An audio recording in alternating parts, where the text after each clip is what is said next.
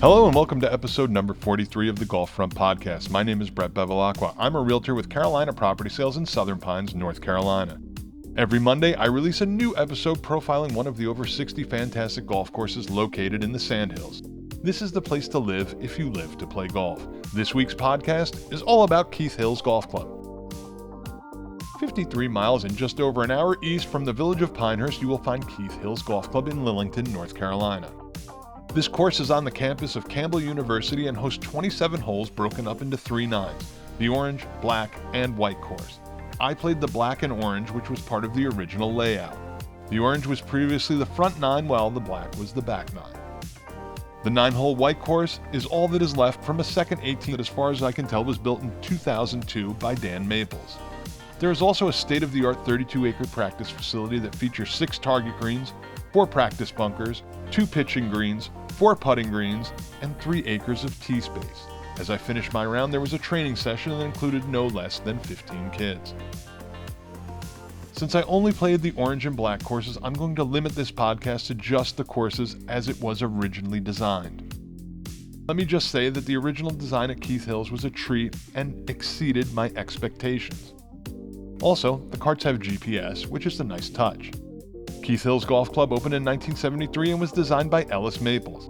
Ellis Maples had a hand in the design of the River Course at Country Club of Whispering Pines from episode number 3, the Pines Course at the Country Club of Whispering Pines from episode number 21, Whispering Woods from episodes number 13, Pinehurst number 5 from episode number 30, Siler City from episode number 18, and Quail Ridge from episode number 10.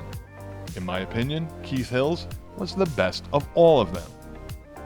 The use of water and elevation was incredibly interesting, and the condition of the course was near flawless. The greens were true and quick enough.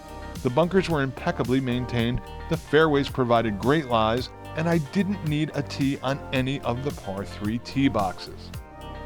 Keith Hills plays 67-17 from the tips with a rating of 71.5 and a slope of 133. From the white tees, it plays 6,100 yards with a rating of 69.1 and slope of 127. For players in the Pinehurst area, you'll get a kick out of the deep rough, where I often had trouble finding my ball even from just a few feet away. And though I didn't notice any overly wet fairways, there were quite a few holes that were cart path only.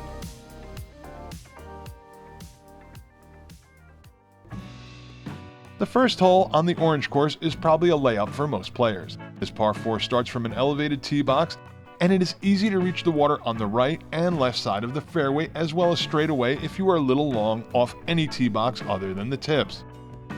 The green, though not an island, had sort of an island feel, as there was water in front, to the left, and the right. The second hole is a long par 5 that starts up a hill and then levels out as you approach a smallish green that is surrounded by bunkers. This hole is fairly straight, and all you will need to do is keep it in the fairway. The third is an average length par 3 to a wide but shallow green that is surrounded by bunkers. This and the second green were tough 2-putts. The fourth hole is a very short par 4 that could be drivable. The trick here is avoiding the tree limbs on this very narrow tee launch area. There was an overhanging branch on the right side that robbed me of a drive that I'm sure would have easily landed past the left side fairway bunker about 70 yards shy of the green. This narrow green is also surrounded by 3 large bunkers. The fifth is a downhill medium-length par 4 that turns to the left. A little draw off the tee will help. I missed the fairway by less than a foot to the right, and it took me more than 5 minutes to locate my ball in the deep rough. I clubbed up and just barely reached the green with my approach. The rough is no joke. This green is thin and deep and surrounded by 3 small bunkers. The sixth hole is an average-length par 5. Watch out for the bunker on the right side atop the hill. I didn't see it from the tee box and was lucky to clear it. The green is very large and reachable in 2. The seventh is a lengthy par 3 that is tough when the pin is up front. The backside of this green is very wide. The grass around the fringe, as with all greens at Keith Hills, is very deep. If you miss the green by more than 3 or 4 feet, you are buried. The eighth is a medium-length par 4 that turns to the left. For those that are bold enough, the ideal shot here is over a stand of trees on the left side. I made it over easy but crossed the fairway and ended up in the right side rough. The green is thin and deep. The ninth is a tough par 4 where water once again comes into play if you are using a driver off the tee. I suppose there are players who can carry it, but I wasn't so sure, though I wished I had given it a try. If you do lay up, you will have about 150 yards to a large green that is protected by a bunker up front and behind. This brings you back to the clubhouse where you can grab something to eat.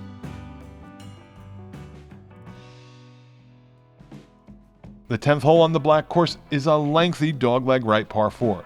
The ideal tee shot will be to the center or just left of center, leaving you with the best angle to a thin green flanked by a few small bunkers.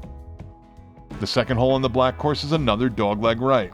This hole is a bit shorter than the previous hole, and you will want to leave the driver in the bag, probably not much more than 200 to 220. From there, you will have around 150 yards to an elevated green.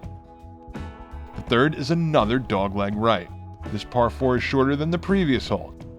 Keep your drive to the left side of the fairway for the best angle at this medium-sized green. The 4th is an average length par 5 that bends slightly to the right. The bunkers on the right side are easy to find. From here, the fairway tightens to a very shallow green that is crowned in the middle and protected by bunkers. I doubt many get to this green safely in 2. The 5th is a long par 3 where I missed the green by a few feet, and again, it took me minutes to locate my ball. The saving grace is that the green is very large. The last 4 holes here were a bunch of fun. The 6th is a medium length but tough par 4 where placement of your tee shot is so important.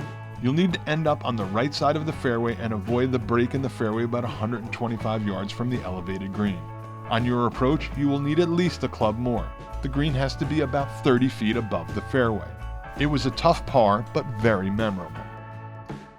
The 7th plays from an elevated tee box, and this par 4 is the shortest on the black course. The fairway bunkers appear to be perfectly placed, and keeping your drive in the fairway is paramount unless you can reach the green. The 8th is a short par 3 that will really be tough if the pin is up front of this very large green. Beware, the GPS here gave me a reading that was off by 20 yards. The 9th is a feast for the eyes. This short par 5 has you teeing off over a pond, and then there is water down the entire left side. The fairway is very thin and bordered by trees on the right. I have no idea how I safely navigated the fairway. The fairway then makes a 90-degree turn to the left just shy of the green. There is also a large landing area in front of the green. Trying to reach this green in 2 would be quite a feat, as there is a giant bunker in front of the green.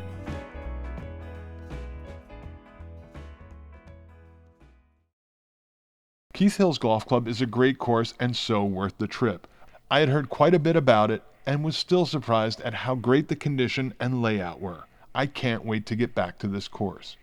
Greens fees range from $35 to $60 depending on time of year and time of day, military or senior status, and if you are walking or taking a cart. I really can't say enough about this course, and I wish it were closer to my home. For more information about golf or their incredible membership deal, check out their website at keithhills.com or give them a call at 910-893-1371.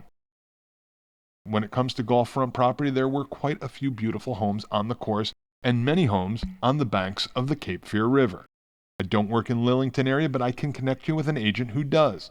And if you are looking in the Sandhills, give me a call or text at 845-365-3665 or send an email to brett@hmpfilms.com and I will show you all the area has to offer. Once again, I'm Brett Bevilacqua with Carolina Property Sales. Next week, I'm not sure which course we are profiling. Tune in and find out.